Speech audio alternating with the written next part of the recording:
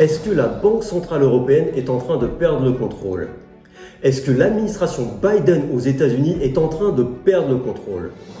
Est-ce que notre ministre de l'économie, Bruno Le Maire, est en train de perdre le contrôle? C'est ce que nous allons voir tout de suite dans le Journal de l'Or.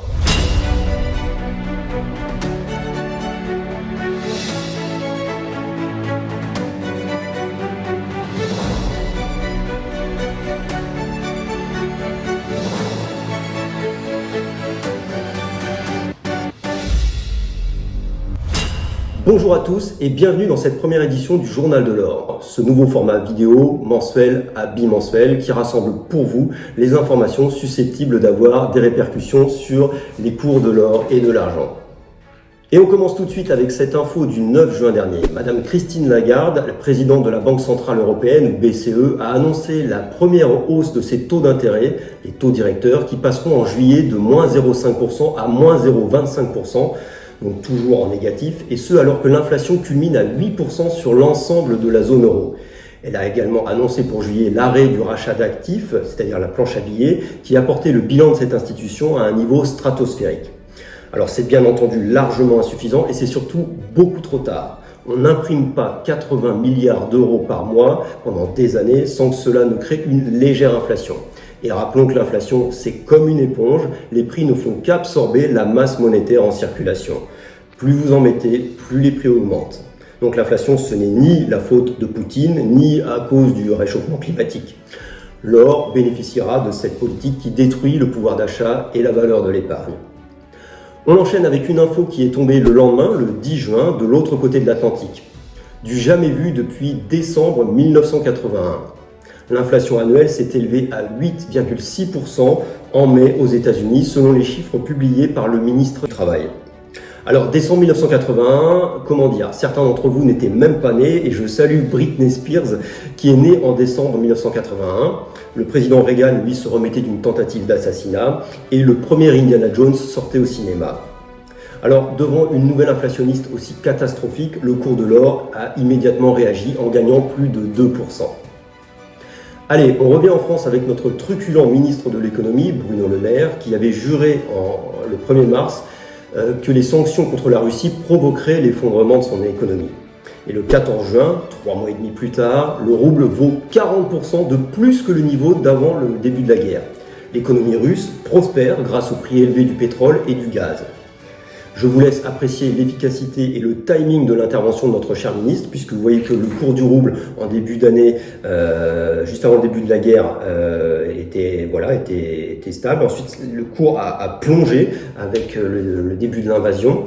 Et puis, le 1er mars, Bruno Le Maire fait son intervention. Il annonce qu'il veut effondrer l'économie. Et regardez bien, c'est exactement là que le cours du rouble commence à remonter pour finalement dépasser de 40% son niveau d'avant-guerre.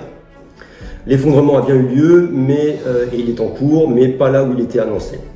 Et c'est d'autant plus intéressant qu'en avril, la Russie avait temporairement annoncé que le cours du rouble serait indexé sur le cours de l'or, en remettant en quelque sorte l'étalon or au centre du jeu monétaire mondial. À suivre donc. Nous estimons que toutes ces nouvelles vont inciter dans un premier temps toutes les banques centrales, donc la Fed et la Banque centrale européenne, la BCE, à poursuivre le relèvement des taux d'intérêt. Et cette hausse des taux d'intérêt aura des conséquences désastreuses sur l'économie. Et avec des taux d'intérêt plus élevés, les acheteurs et les emprunteurs seront moins nombreux, les projets de développement des entreprises seront suspendus ou annulés ou en tout cas ralentis. L'immobilier va pâtir d'une baisse de la demande car c'est une classe d'actifs qui est subventionnée par les prêts à taux bas depuis 20 ans. Enfin, les emprunteurs à taux variable seront, eux, étranglés par la hausse du coût des crédits, un scénario qu'on avait déjà vu en 2008 avec la crise des subprimes. Le rendement obligataire, lui, redeviendra plus attractif que les actions et les marchés boursiers vont connaître une baisse importante qui est déjà entamée. Bref, prenez du popcorn, installez-vous confortablement parce que ça ne fait que commencer. À moyen terme, lorsque les dégâts sur l'économie seront importants, les banques centrales mettront en place le Yield Curve Control, le YCC ou YCC, un terme ronflant pour dire qu'elles vont limiter la hausse des taux et ce, quelle que soit l'inflation. Mais nous y reviendrons dans une prochaine édition. Retenez juste que le YCC, c'est le scénario idéal pour l'or qui ne peut que s'apprécier dans un contexte de destruction de valeur de l'épargne bancaire et de destruction du pouvoir d'achat. Voilà, c'est tout pour aujourd'hui. Si vous avez aimé, vous mettez un petit pouce levé et si vous avez beaucoup aimé, vous vous abonnez à la chaîne pour être prévenu des prochaines vidéos. Merci beaucoup.